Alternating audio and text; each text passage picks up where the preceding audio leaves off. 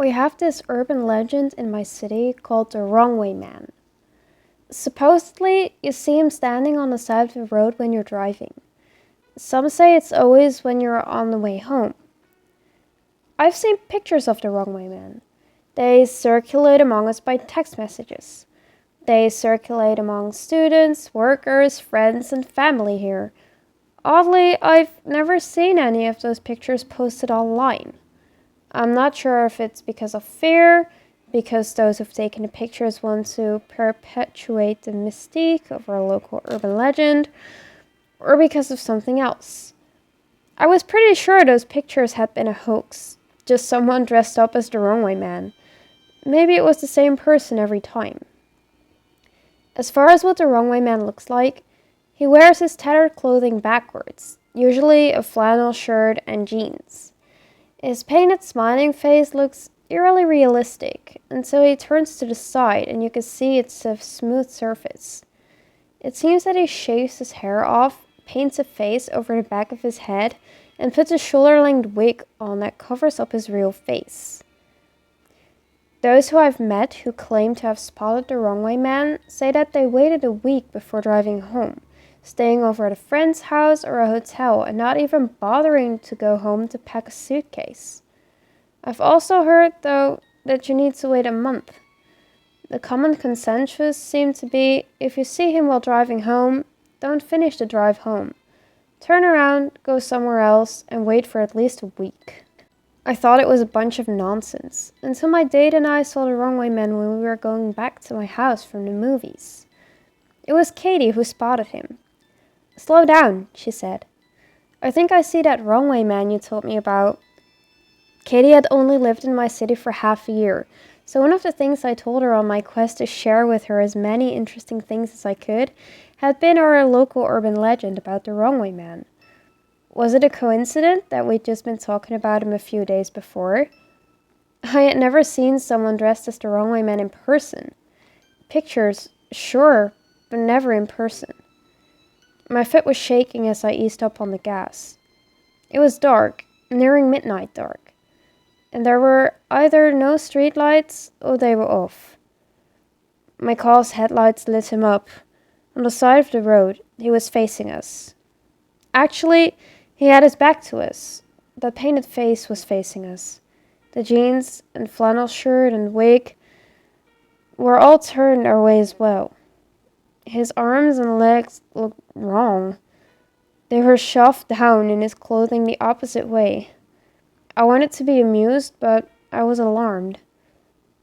When we were about 10 feet away in my car, he turned his painted head towards us. Those painted eyes, realistic but forever held too wide, seemed to be staring right into mine. As we drove slowly by, I waved to him and laughed to try and ease some of the tension. He did not wave back.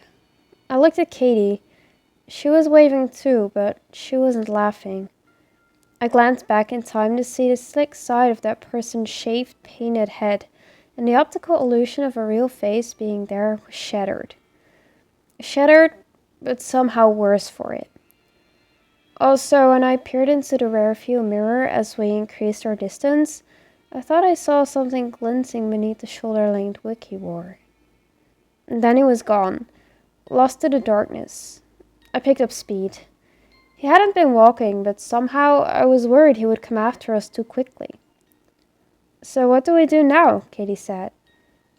"We can't go to your home, or mine." I glanced at her, and soon we both started laughing. "Well," I said, "after tonight, we'll be able to tell everyone around that we saw the Wrong Way Man, and we immediately went home." "I wonder who was pretending to be the Wrong Way Man," Katie said. "I wonder why they were doing it. Do you think we should turn back and try and talk to them?" "I'd rather we didn't," I said. "They could be dangerous, but I'm sure it's just someone looking to keep the urban legend alive." "It's your car," Katie said. "But if it was mine—" "All right," I said.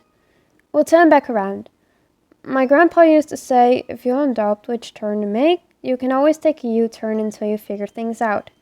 He used it as a metaphor for life. But as I did my U-turn, My heart was thrashing in my chest. We drove down the entirety of that dark street without seeing that person again. It was a couple of miles long in that direction, so there was no way they could have walked or run that distance so quickly. Katie and I decided that the person dressed as the wrong way man must have left the shoulder of the road for the surrounding woods. The idea of him hiding in the woods as we drove by again made me feel like I had spiders crawling over my flesh.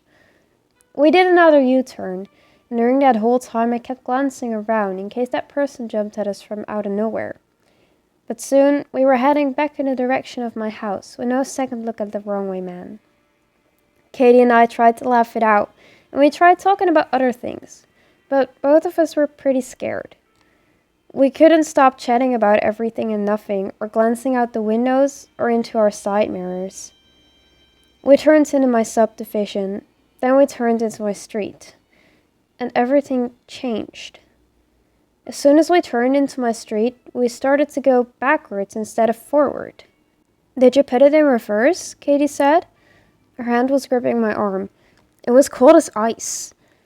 I stopped the car. Both of us were looking down. The car was in drive. I took my foot off of the brake and put it onto the gas pedal again. The houses, familiar houses I saw every day when coming home, were moving away from us. "Maybe something's wrong with my car," I said. But when I tried driving forward again, I looked to the side and then in the rearview mirror. We were not moving, not according to those views. In front of us, the houses receded every time I put my foot on the gas, but from the side and rear, it appeared that we were standing still. On my street, everything was well. There were tons of street lights, so we couldn't argue it away as if it had anything to do with limited visibility. "Let's get out of here," Katie said, her voice almost a whisper. "Yeah," I said in a similar way. "But how are we going to leave?" "Put it in reverse." When I put my car in reverse and tried that, we actually moved forward. But the side and rear, once again we seemed to not have moved. Like we were just caught past the entrance to my neighborhood. It was when Katie and I had stopped the car and we were debating getting out that we spotted someone coming towards us on the sidewalk. They were approaching us from the front of the vehicle, so I'm not sure how accurate the distance was. It seemed like they were already about 20 feet away. I don't know why it took me so long to realize this, maybe because I didn't want to, but I recognized my neighbor by the back of his head and his body shape, which was somewhat atypical. I'd seen him often stooped working in his garden while I was driving by. He was walking backwards towards us. When he got closer, he stopped. Then he began shouting, "Emple! Emple!" over and over again, standing stock still, his back to us. Only later would I realize he had been saying "help me" in reverse. I rolled down the window. "Mr. Nelson," I said, "what's the matter?" He stopped shouting. Now that my window was down, I could hear his body creak and snap. Blood poured out of fissures as the joints of his arms and legs changed drastically. When Mr. Nelson's head twisted all the way around towards us, I was sure I saw the light go out of his eyes. Then, whatever had taken over Mr. Nelson made a step forward with the new architecture of his body. Katie and I both began to scream at that first step. I rolled up the window as Mr. Nelson loped around on strange, inhuman legs. His kneecaps and elbows had become stretched and exaggerated from being reversed. I put my foot on the gas with the car still in reverse, and though the front windows we seemed to be peering forward, even though a glance outside or in the rear view showed us to still be stationary. We slammed into Mr. Nelson. Blood splashed across the windshield. The car rose as we went over his body. To the side and rear, there was no indication of the car rising and falling. I did not see a lump appear behind us. I kept my foot on the gas, still going forward in reverse. I saw a window of a neighbor's house shatter. A couple I barely recognized crawled out like baby spiders out of eggs, leaking blood and more blood as they scraped themselves against the shards in the window frame. I don't think it was that they didn't know how to open windows. When the wife paused in the window, she smiled. She intentionally rubbed her scalp against the painfully sharp-looking piece. Meat and blood came away. I think I could see the white of her skull. By then, her husband was already on the ground running towards us. I sped forward. They and their house vanished in the sides and rear of the vehicle, which were, again, still stuck near the street's entrance. Most people were coming out of their homes. They came out all twisted and broken, damaging themselves further as they exited. They ran towards us on backwards legs, turning their backwards arms. Everything about them was the wrong way. Before long, I felt myself slamming on the brakes. "Keep going," Katie yelled. "They're going to catch up with us." Ahead, I saw my own driveway. Someone that looked like me was talking to another person with a painted face. The painted face nodded, up and down. It nodded like a real face would. Then when I saw the wig shovel and move seemingly on its own, I realized that the true face under the wig was talking, moving its lips, breathing. The wrong-way man was talking to me, or someone who looked like me.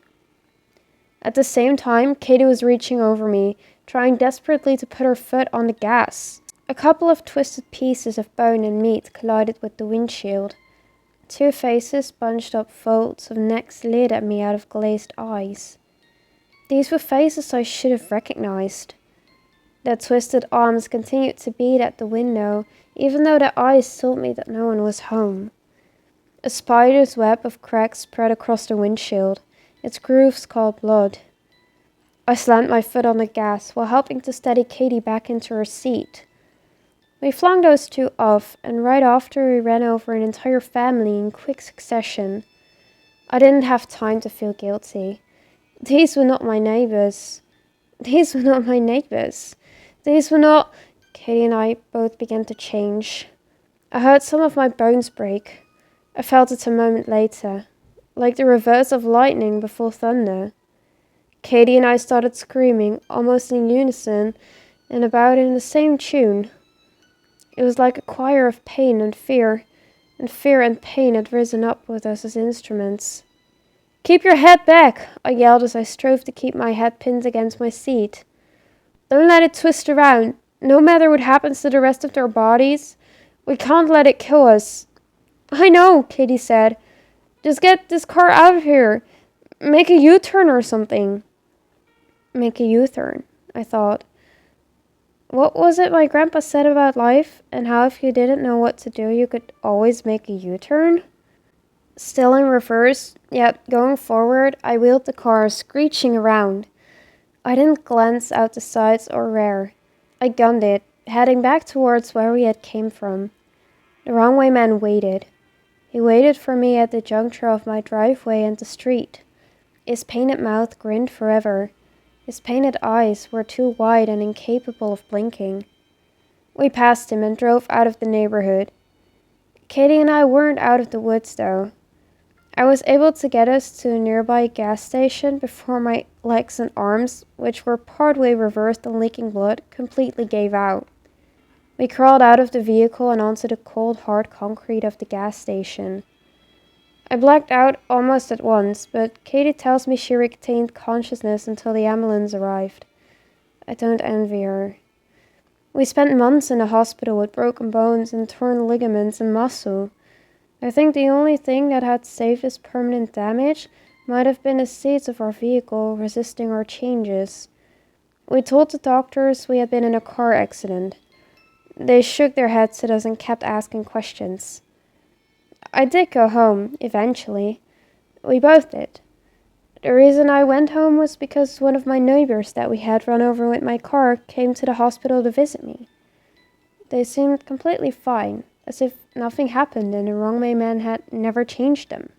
But damage was done to my vehicle and to Katie and me, both physically and psychologically, and while our bodies are on the mend, I don't think we'll ever be the same. I feel the wrong way inside.